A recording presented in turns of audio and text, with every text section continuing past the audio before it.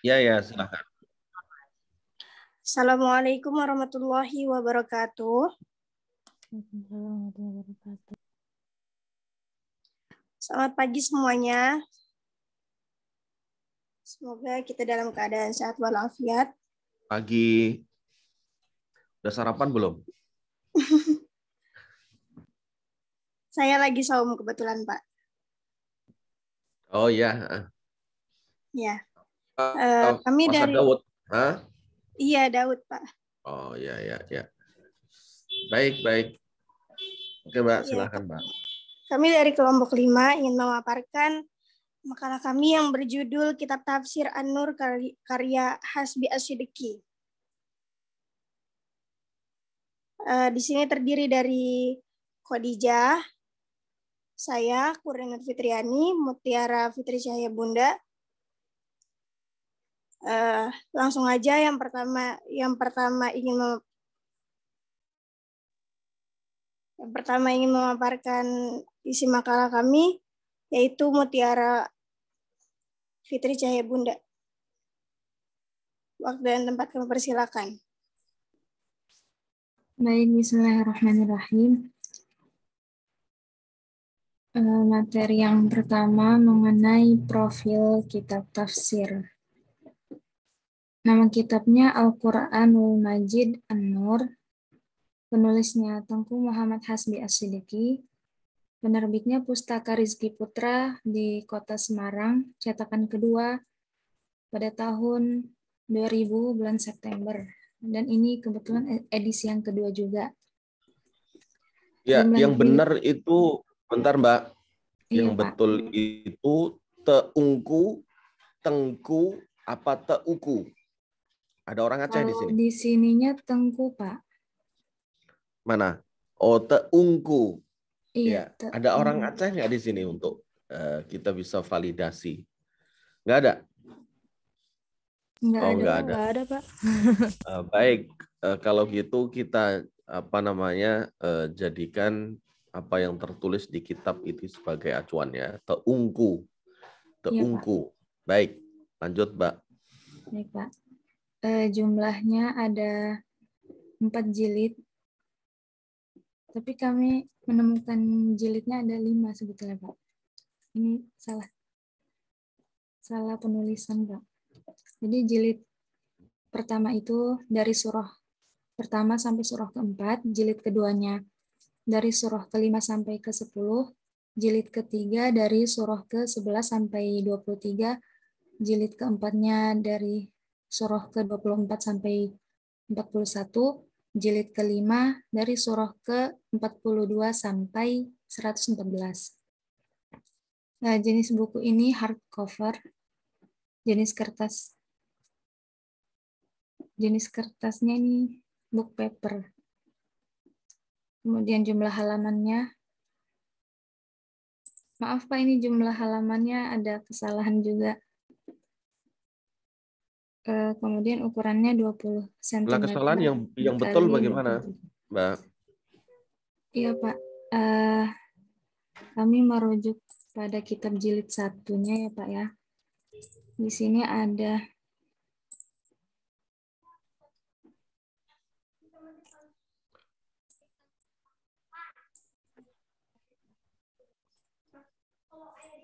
sini Pak sampai 1021. Bukan 1099 maksudnya. Gimana Pak? Ini jumlah halaman di jilid yang keberapa? Yang pertama Pak. Oh, yang pertama. Jadi harus Iya. ada keterangan. Iya Pak. Ya, jangan sampai kita pembaca itu menyimpulkan bahwa semua jilid itu jumlah halamannya sekian ini gitu ya. Iya Pak. Oke Mbak ya, dikasih keterangan nanti. Ini halaman berapa? Syukur-syukur sampai ada keterangan jumlah halaman setiap jilidnya itu berapa. Iya, Jadi Pak. informasi yang terkait dengan sebuah naskah tafsir itu sebisa mungkin sampai sedetail-detailnya.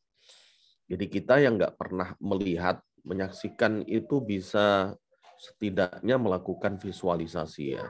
Udah tergambar, oh sekian tebalnya karena jumlah halamannya sekian gitu ya. Meskipun kita tidak sedang pegang naskah. Makanya dikatakan studi naskah tafsir itu meskipun kita tidak punya naskahnya, tapi kita tahu secara persis. Itu salah satu tujuan mata kuliah ini. Itu Mbak ya. Iya, Pak. Jadi untuk menjadi perhatian ya pemakalah berikutnya, jadi materi-materi yang mungkin bagi sebagian pembaca itu dianggap tidak penting. Dalam studi naskah itu ya semua penting gitu ya. Sampai informasi yang apa katakanlah yang nggak penting-penting mungkin bagi sebagian orang itu kita mesti harus utarakan di sini. Itu kira-kira Mbak. Ya. Iya, Pak. Sebenarnya ini ada dapat kitabnya, Pak. Dari jilid 1 sampai 5, apa mau dibacakan sekalian, Pak? Oh gitu. Jadi Mbak punya kitabnya gitu. Enggak, kitabnya sih, Pak. Ini. Apa PDF-nya? Oh, maksudnya Mbak punya kitabnya dalam bentuk PDF, An-Nur ini. Iya, Pak. Oh, di sini nggak kelihatan ya, Atau Pak. Mbak ngutip dari penelitian orang lain? Saya dapat kitabnya sih, Pak. Oh, Kitabnya dapat. yang ini. Jilid berapa?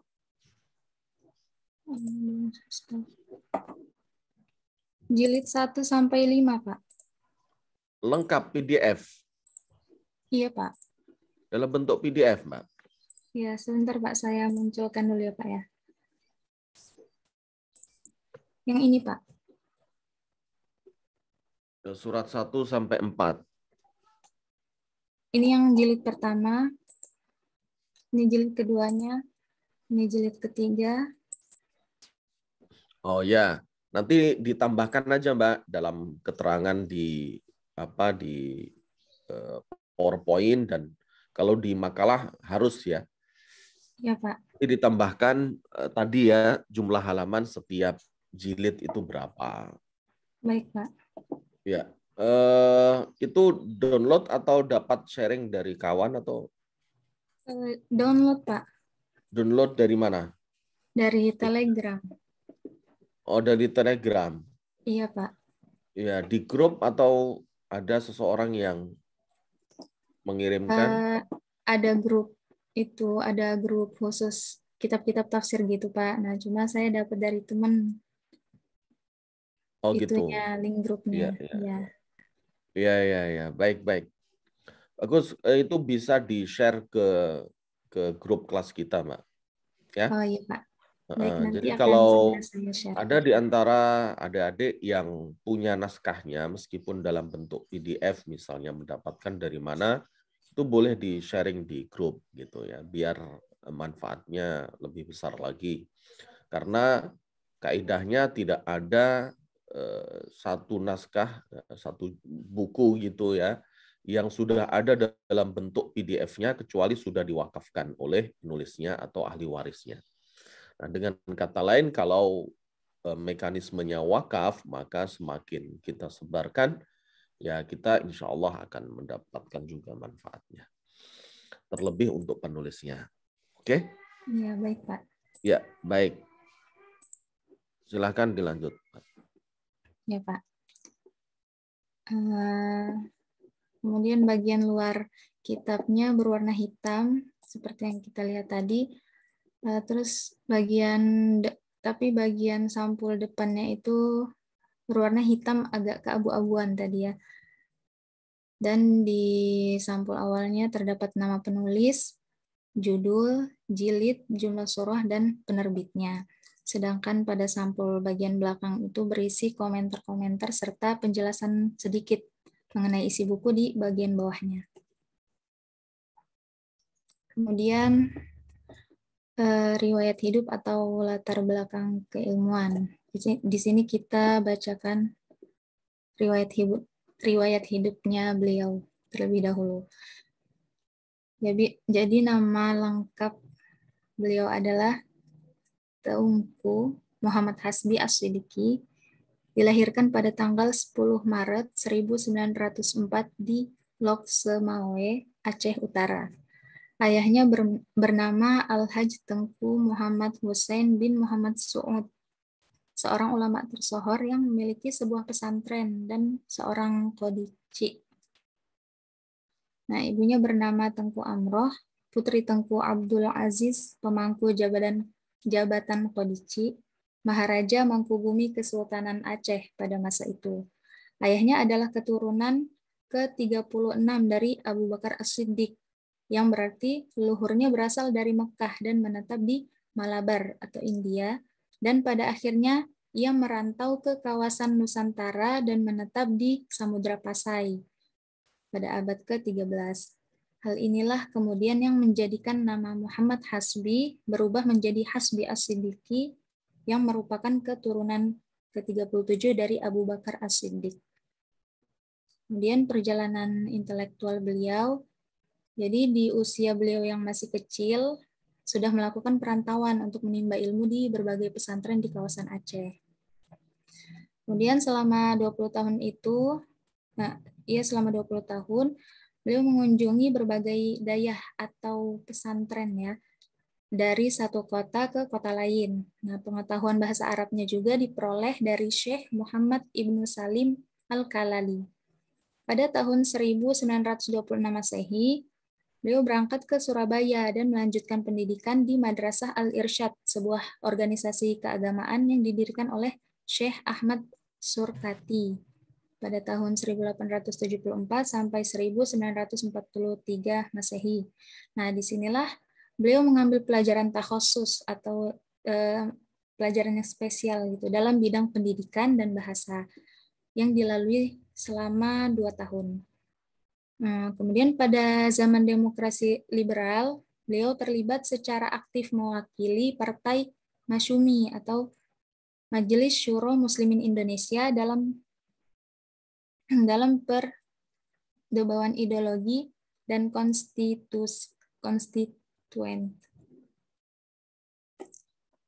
Kemudian pada tahun 1951 Masehi, beliau menetap di Yogyakarta. Mbak, konstituante itu apa? Belum nyari sih, Pak. Ya, konstituante itu kalau sekarang ya DPR. Gitu. Dulu istilahnya seperti itu ya. Ya, baik, lanjut, Mbak. Ya, Pak. Kemudian pada tahun 1951 Masehi, beliau menetap di Jogja dan mengonsentrasikan diri dalam bidang pendidikan. Pada tahun 1960 Masehi, beliau diangkat menjadi dekan Fakultas Syariah IAIN Sunan Kalijaga, Yogyakarta. Nah, jabatan ini dipegangnya hingga tahun 1972. Kurang lebih berarti 12 tahunan ya. Nah, Hasbi As-Siddiqi adalah ulama yang produktif menulis ide pemikiran keislamannya.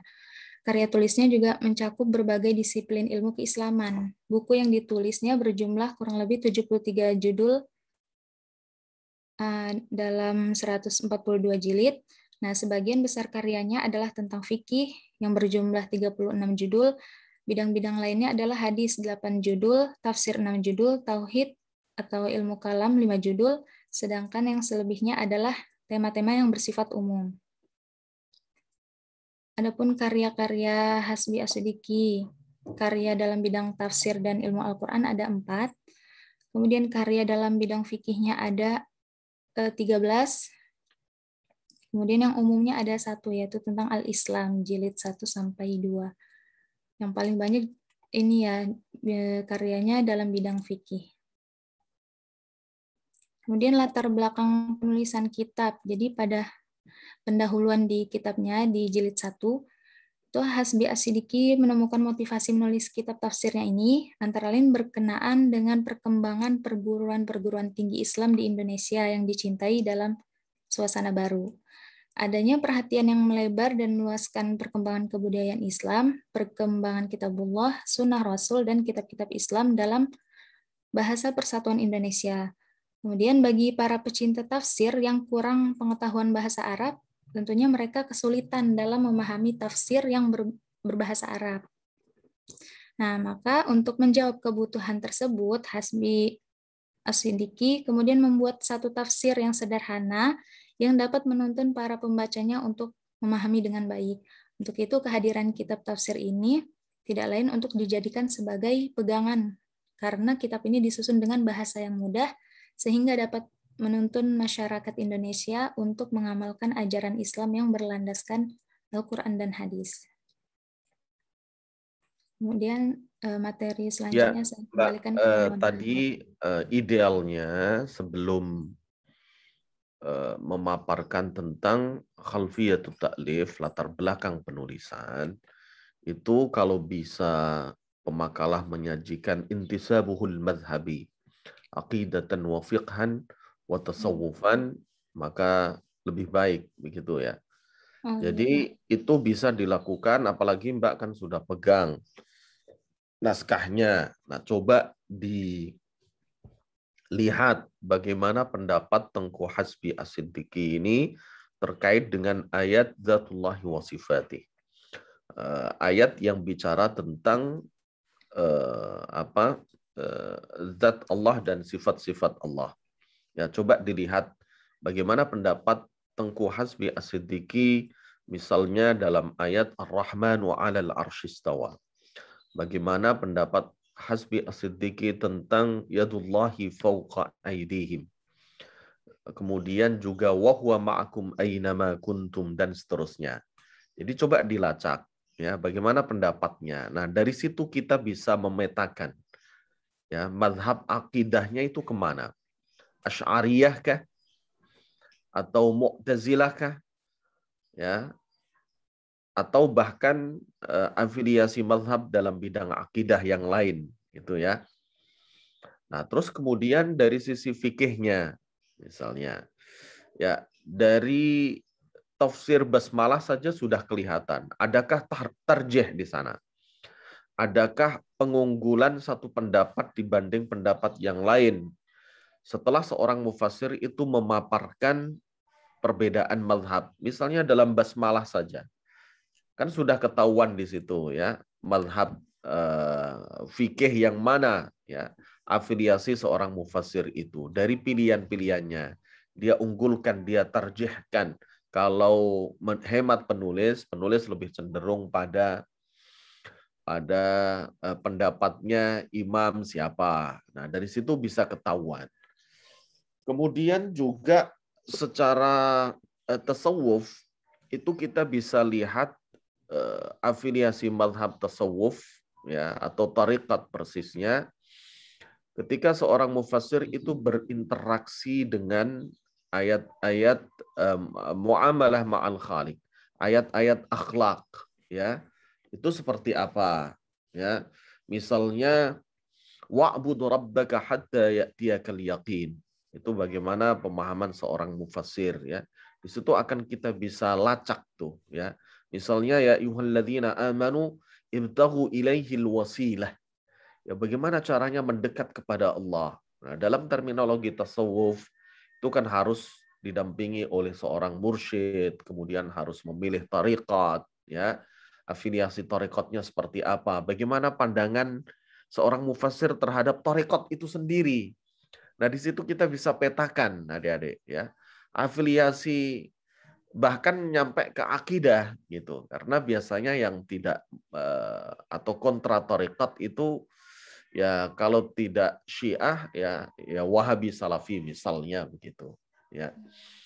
Karena terminologi Ahlus Sunnah wal Jamaah itu adalah apa? Asy'ariyul aqidah, mazhabiyul fiqh, tasawuful littijah ya. Jadi terminologi Ahlus Sunnah wal Jamaah itu secara akidah menganut Asy'ariyah Maturidiyah, secara fikih menganut pada salah satu dari 4 mazhab, dan ya secara tasawuf itu ya apa namanya ya memilih salah satu tariqat di antara sekian banyak tariqat dalam tasawuf yang muqtadarah gitu. Itu terminologi yang dirumuskan dalam multaqa alami, ya, jadi perkumpulan ulama internasional terakhir diceknya. Ya, oke, silahkan dilanjut, Mbak. Baik, Pak. Nanti kalau memang bisa ditambahkan akan lebih bagus itu, Mbak. Jadi Iya, Pak. Intisabul Madhabi, seorang penulis tadi bergabung sama Persis. Nah, Persis itu di masanya ya merupakan satu wadah, ya, partai politik yang mengakomodir berbagai macam golongan dalam Islam. Itu ya. Muhammadiyah juga di situ, NU juga di situ, Persis juga di situ, Al-Wasliyah juga di situ. Banyak sekali organisasi Islam Nusantara Indonesia yang bergabung di bawah bendera Masyumi. Nah, ini Hasbi As-Siddiqi ini afiliasinya lebih cenderung kemana nih? Itu ya, karena beda-beda tuh setiap organisasi Islam di Indonesia kan punya afiliasi mazhab fikih yang berbeda. Tapi kalau akidah insya Allah nggak jauh berbeda ya. Tapi kalau mungkin fikih itu ya berbeda. Kemudian juga tasawuf juga kemungkinan besar juga berbeda. Begitu Mbak ya. Kalau bisa kelacak itu maka ya bagus gitu. Baik, lanjut Mbak. Iya, Pak. Berarti nanti diusahakan ada tambahan sebelum latar belakang tadi ya, Pak. Tambahan aliran kalam sama madhabnya ya, Pak. Iya, betul sekali. Tidak hanya kalam saja, akidah saja, tapi juga fikih sama bagaimana pendapat seorang mufassir terhadap tasawuf. Oh, Dari iya, Pak. situ kita bisa ketahui gitu. Sebagaimana pertama kali kita membahas tafsirnya Syekh Abdul Rauf As-Singkili. Di situ ada satu pernyataan kesimpulan bahwa ya beliau menganut thariqat Satariyah misalnya seperti itu. Ya. Iya, baik, Pak. Oke, Mbak. Dilanjutkan, Mbak. Ya, lanjut ya, Pak ya. Ke sumber tafsir. Jadi dalam penulisan kitab tafsir ini, Hasbi As-Siddiqi merujuk kepada beberapa kitab tafsir induk yang menjadi pegangannya, baik tafsir bil ma'thur, tafsir bil ma'qul, maupun kitab tafsir yang menyarikan uraian tafsir induk seperti tafsir Ibnu Katsir, tafsir Al-Manar, tafsir Al-Qamisi, tafsir Al-Maraghi, dan tafsir Al-Wadih. Untuk lebih jelasnya mengenai sumber tafsir An-Nur, lihat pada Muhammad Hasbi As-Siddiqi, tafsir Al-Quranul Majid, An-Nur jilid 1 cetakan 2 ini pada halaman 11 dan 12. Di dalam tafsir tersebut dijelaskan bahwa rujukan kitab tafsir ada 23 kitab. Sirah Nabawiyah ada 6 kitab, Kamus ada 4 kitab, dan kitab-kitab lainnya ada 7 kitab. Dengan demikian, sebentar Mbak, saya ingin tanya, kenapa Mbak di sini mencantumkan hamish atau footnote Sudariyah konstruksi tafsir Al-Quranul Majid An-Nur di sini? Padahal Mbak pegang fisiknya. Iya. Ya, padahal Mbak pegang bukunya secara langsung meskipun dalam bentuk PDF ya. Kita bisa lihat masadirut tafsir itu adik-adik sekalian itu dalam muqaddimahnya ya. Kalau memang seorang mufassir itu tahu ya bagaimana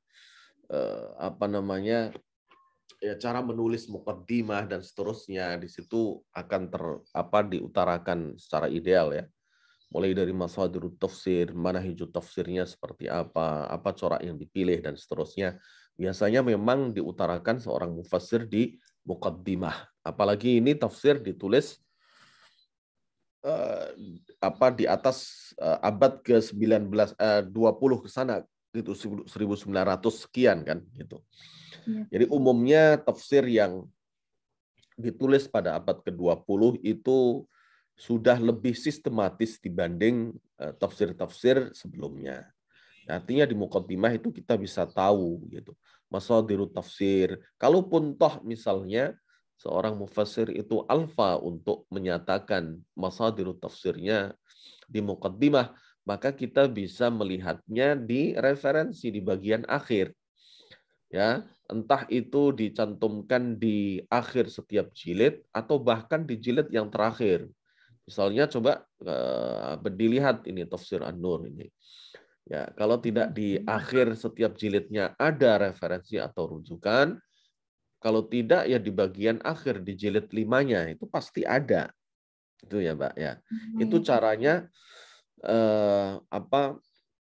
melacak masadirut tafsir. Itu yang pertama. Yang kedua, kita bisa melihat kalaupun toh misalnya seorang mufassir tidak mengutarakan dia ngambil dari mana di muqaddimah, maka kita bisa mengetahui masadirut tafsir itu dari proporsi ya. Seberapa banyak seorang mufassir dalam menjelaskan ayat itu mengutip gitu ya. Kalau dia banyak mengutip ya baik dari Al-Qur'an maupun dari marwiyat ya, dari riwayat-riwayat, kemudian juga banyak mengutip dari pendapat para ulama yang lain, misalnya kata Ar-Razi begini, kata Al-Qurtubi begini, kata Zamakhsyari begini misalnya begitu ya. Berarti kita bisa menimbang, oh lah kok kutipannya jauh lebih banyak, maka kita bisa kategorikan masadirut tafsirnya itu bil maksur ya, berriwai gitu misalnya. Nah, tapi kalau kutipannya jarang sekali ya, yang ada adalah kalimat-kalimat atau redaksi pernyataan dari sang mufassir, maka kita bisa kategorikan itu tafsir birra'yi. Itu Mbak caranya. Jadi nggak perlu mengutip. Ya, mengutip itu perlu kalau kita tidak menemukan naskahnya secara langsung. Iya, Pak. Jadi agak aneh ya kalau Mbak mencantumkan seperti ini sedangkan Mbak megang ya tafsirnya secara langsung. Jadi ini ibarat ibarat kalau dari kampus IIKI Mbak mau ke kampus UIN, Mbak muter dulu ya ke belakang itu lewat lewat MP ya, lewat MP terus muter lagi lewat Jalan Pasca Sarjana itu loh, padahal tinggal nyebrang. Nah, itu loh. Itu, Mbak. Iya, Pak. Ya. Oke, lanjut, Mbak.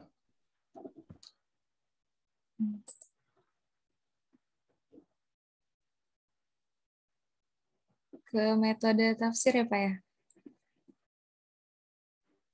Ya, setelah masadir, untuk metode tafsir akan dipaparkan oleh Khadijah. Waktu dan tempat saya persilakan. Selanjutnya, manhaj tafsir atau metode tafsir. Metode yang digunakan oleh Hasbi dalam karya tafsirnya ini menggunakan dengan metode ijmali. Sebab dia berusaha menjelaskan makna-makna Al-Quran dengan uraian yang singkat dan bahasa yang mudah sehingga dapat dipahami oleh seluruh kalangan, baik yang berpengetahuan luas maupun yang tidak. Dia pun menafsirkannya dengan cara ayat per ayat dan surah per surah berdasarkan urutan dan tertibnya dalam mushaf sehingga tampak keterkaitan antara makna satu ayat dengan ayat lainnya dan antara surah dengan surah lainnya. Penggunaan metode ijmali oleh Hasbi dalam menyusun karya tafsirnya ini telah dia ungkapkan dalam penggerak usaha atau kata pengantar tafsirnya, bahwa dia menafsirkan ayat dengan menunjukkan kepada saripatinya atau pokok permasalahan yang dikandung oleh masing-masing ayat. Selanjutnya yaitu turuq tafsir atau sistematika penafsiran. Pertama, penjelasan umum tentang surah. Dalam kitab tafsir ini, Hasbi menguraikan secara ringkas beberapa hal mengenai surah yang akan ditafsirkan. Uraian itu mencakup penamaan surah, sejarah turunnya surah dengan menyebutkan kelompok ayat Makkiyah dan Madaniyah, kandungan isi dengan membuat poin-poin utama pembahasan surah tersebut. Di samping itu, Hasbi juga mengemukakan hubungan surah atau munasabah surah dengan surah sebelumnya agar dapat dipahami munasabah antara satu ayat dengan ayat lainnya. Yang kedua, pengelompokan ayat-ayat sebagai bahan penafsiran. Sebelum memulai pembahasan suatu ayat, terlebih dahulu Hasbi menukil ayat-ayat yang akan ditafsirkan dan dijelaskan kosakatanya. Jumlah ayat-ayat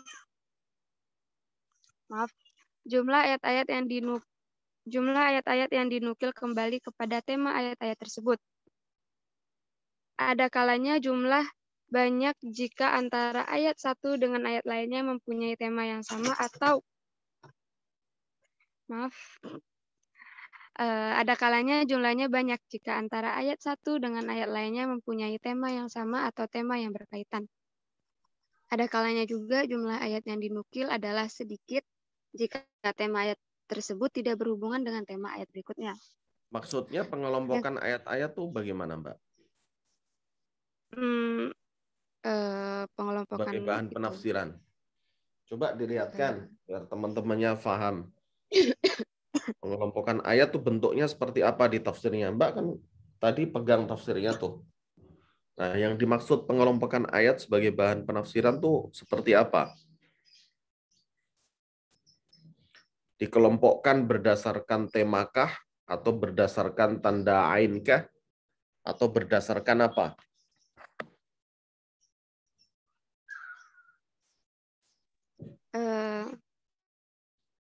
Coba yang dimaksud ya, jadi kalau ada adik pemakalah pegang naskahnya, jangan ngutip dari orang lain. Jadi akan bingung nanti. Jadi dilihat aja sendiri bagaimana Tengku Hasbi As-Siddiqi menyajikan tafsirnya, urut-urutannya itu seperti apa. Ya, mulai dari mencantumkan ayatnya dulu, ini misalnya ya, berdasarkan perkelompok tema misalnya begitu. Baru kemudian Hasbi As-Siddiqi memaparkan terjemahan dari ayat yang ada dalam kelompok tersebut. Baru Hasbi As-Siddiqi misalnya mengutarakan ayat ini munasabahnya seperti apa, gitu loh Mbak ya. Jadi dilihat sendiri, jangan ngutip dari orang lain. Itu harapan ideal mata kuliah studi naskah itu seperti itu, Mbak. Idealnya itu. Kita pegang naskahnya, kemudian kita utarakan dengan redaksi kita sendiri berdasarkan metodologi yang Pak Ziyad sampaikan, ya urut-urutan kronologis itu. Jadi nggak sebatas ngutip dari redaksi orang lain. Itu Mbak. Coba bentuknya seperti apa pengelompokan ayat itu? Coba dibuka. Cantik.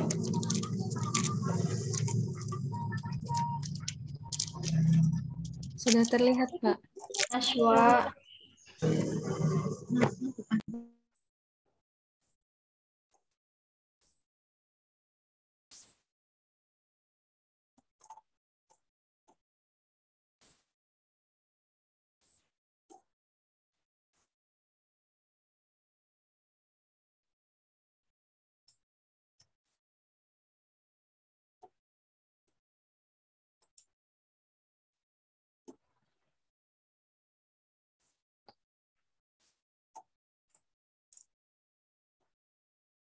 Sudah terlihat belum, Pak, kitabnya?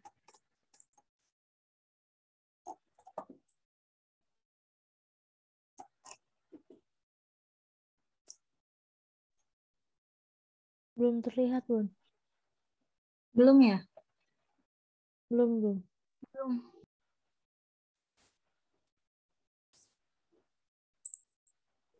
Mana Mbak? Kok belum muncul?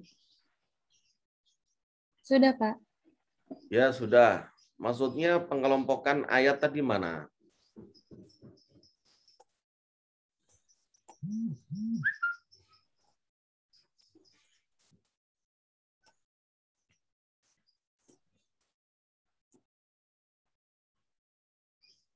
Oke.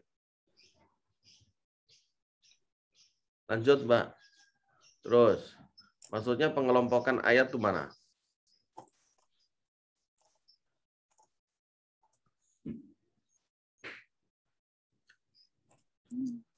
Akan terlihat di surat Al-Baqarah, coba.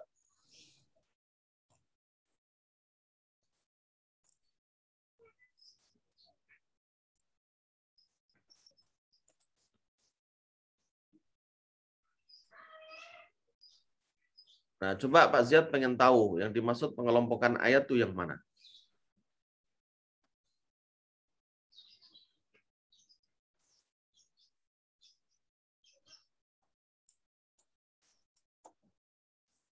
Ini ya Pak, ayat Ya, 1, 2 gitu ya Pak. iya betul.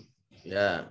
Nah, tapi apa? Bentar, Mbak. Nah, ini disusun sendiri. Mbak, nggak usah ngutip dari orang lain, coba dari surat Al-Baqarah. Tadi awal surat Al-Baqarah coba. Ini juga untuk pemakalah yang lain ya. Coba mulai dari judulnya, Mbak. Ke atas lagi, scroll up. Judul yang ini Pak. Nah, dari sini ya. Jadi secara turukut tafsirnya dengan misalnya yang pertama kita bisa lihat bersama di sini. Tengku Hasbi As-Siddiqi apa namanya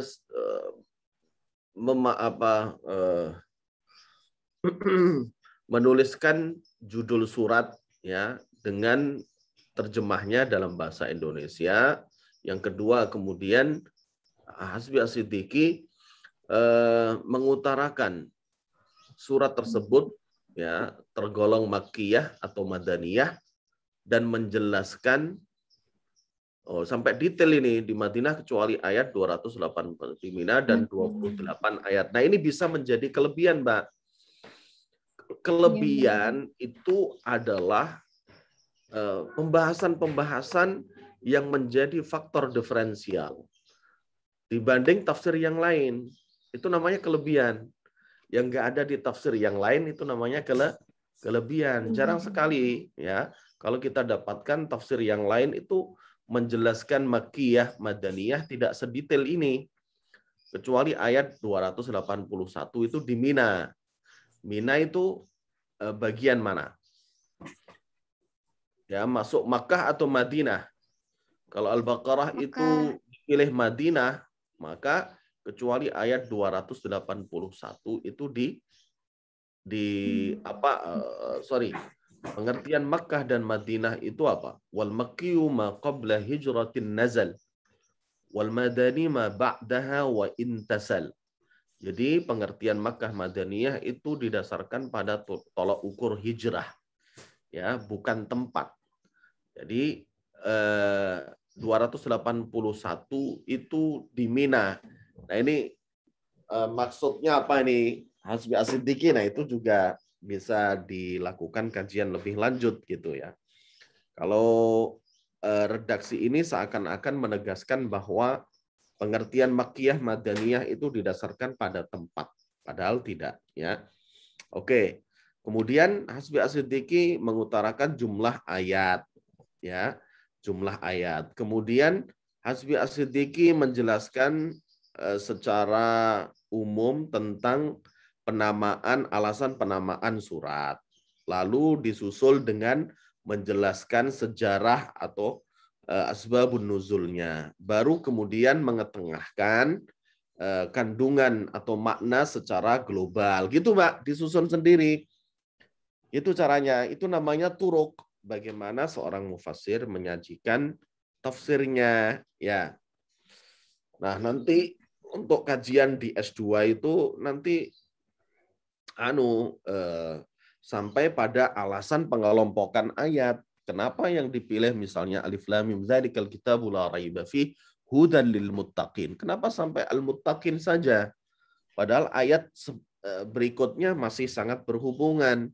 Pengertian dari al muttaqin alladzina yu'minuna bil ghaibi wa yuqimuna as-salata wa mimma razaqnahum yunfiqun walladzina yu'minuna bima unzila ilaika wa ma unzila min qablik wa bil akhirati hum yuqinun ulaika ala hudan min rabbihim wa ulaika humul muflihun. Kenapa pemotongannya tidak sampai wa ulaika humul muflihun?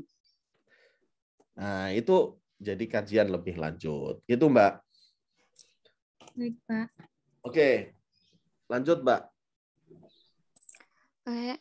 Selanjutnya yang ketiga yaitu pemaparan terjemahnya pada awal pembahasan. Di samping memaparkan ayat-ayat secara tema per tema atau ayat per ayat, Hasbi juga melengkapi ayat tersebut dengan terjemahannya. Hal tersebut dilakukan agar mudah memahami maksud dari ayat yang akan dibahas. Yang kelima, penafsiran ayat dengan memotong-motong ayat dalam bentuk tulisan Latin. Dalam menafsirkan tema-tema ayat, Hasbi menafsirkan secara kalimat per kalimat atau potongan kalimat yang dianggap telah utuh. Bahkan terkadang menafsirkan ayat tersebut tanpa dipisah-pisah dan ditafsirkan secara utuh dalam satu ayat.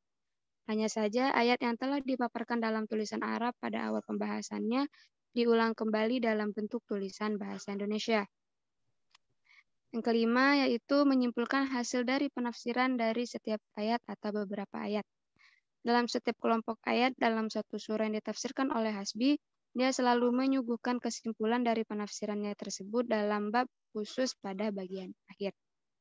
Selanjutnya corak tafsir yang akan disampaikan oleh pemateri selanjutnya, Kurnia Nur Fitriani. Baik, di sini ada alwanut tafsir atau corak tafsir. Berbicara tentang corak tafsir An-Nur, dengan mencermati isi tafsir tersebut, maka dapat dikatakan tafsir ini bercorak umum. Ya kan tadi kan nggak condong kemana-mana, jadi umum dia.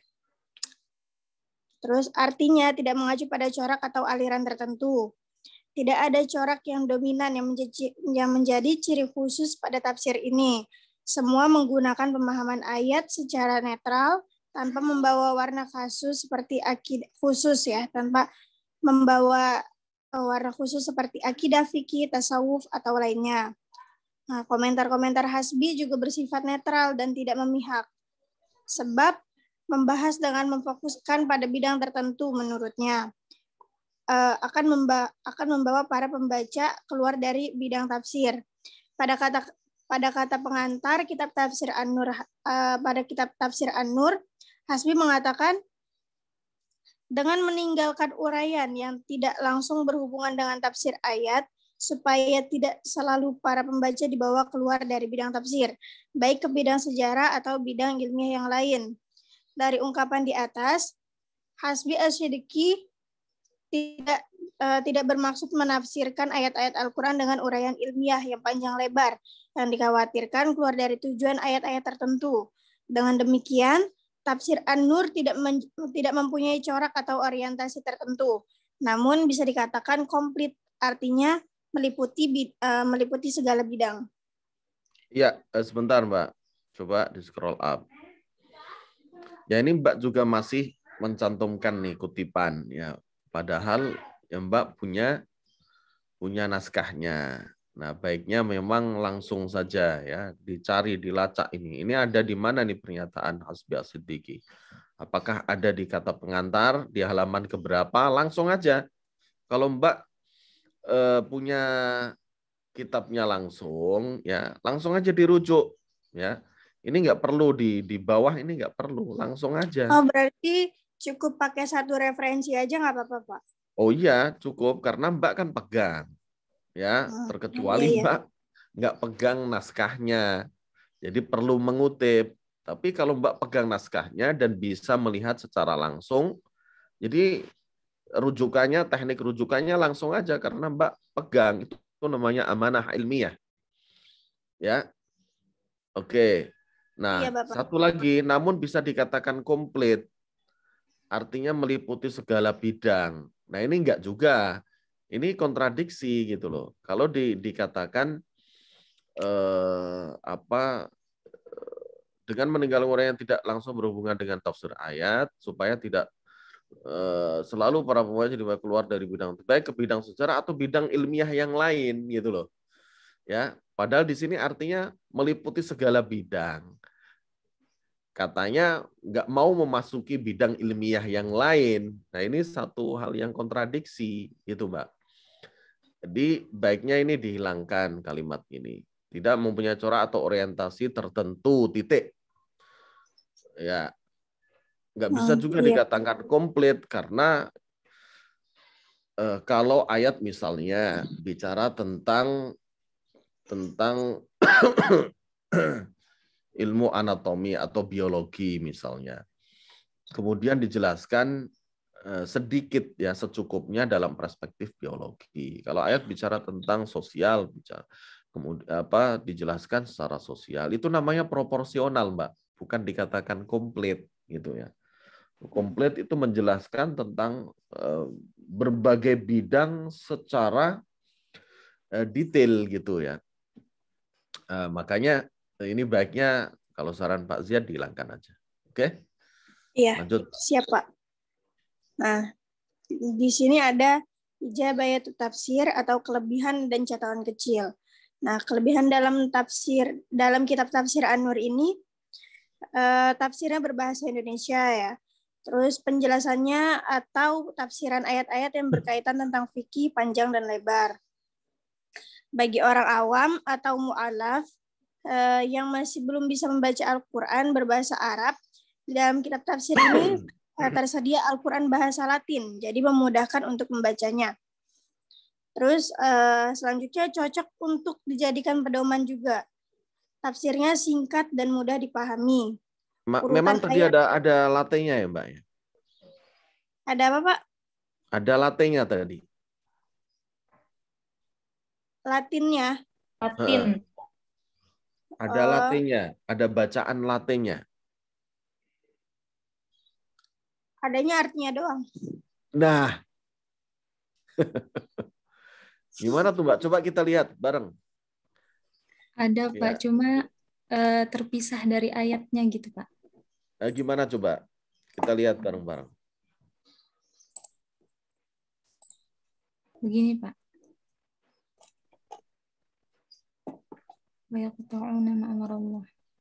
Nah, katanya nggak ada.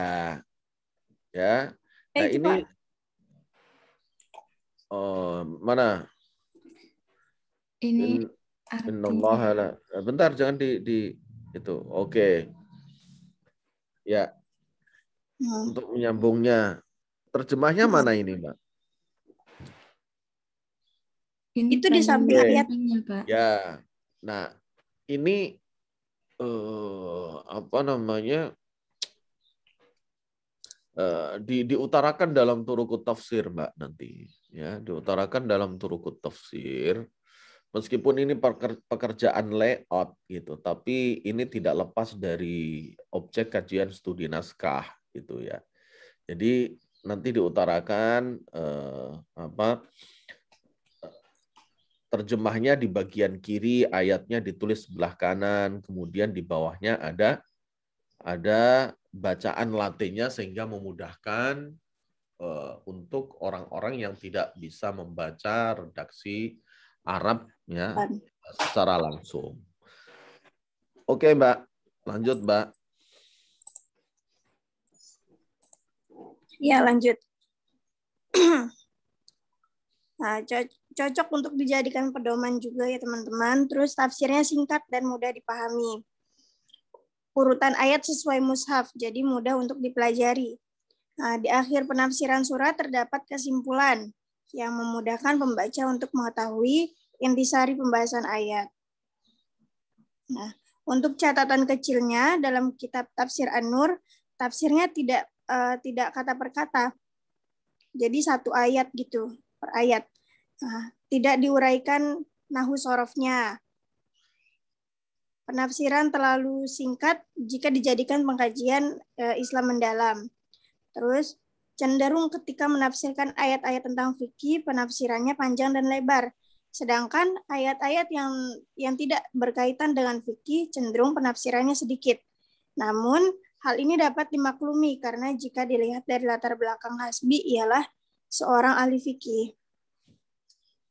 Gitu. Udah, Bapak. Baik. Ya, terima kasih. Ya, silahkan kalau ada yang bertanya.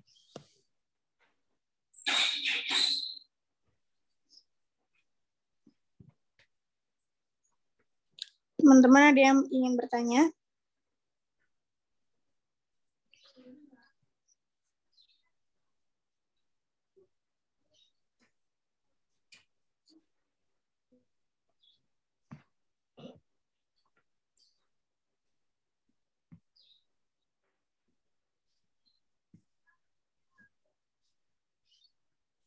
Ya, udah jelas, Mbak ya?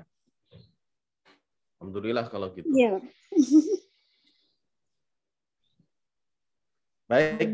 Kalau tidak ada pertanyaan, mudah-mudahan penjelasan tadi ya dari pemakalah bisa difahami semuanya, dan terima kasih juga atas sharing filenya di grup ya. Semoga bisa maksimal ya bermanfaatnya. Demikian adik-adik sekalian, kalau tidak ada pertanyaan kita cukupkan sekian. Ya.